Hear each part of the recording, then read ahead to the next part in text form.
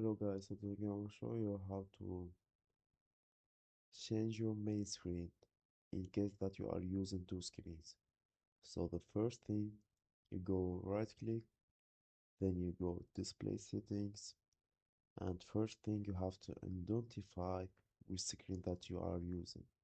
So in my right side, my main screen is 1, in the left side, my screen is 2. So in this case, I'm using the first screen as a main screen. So firstly, if you want to switch them, you can switch them here and then click apply. But in my case, don't need to do that.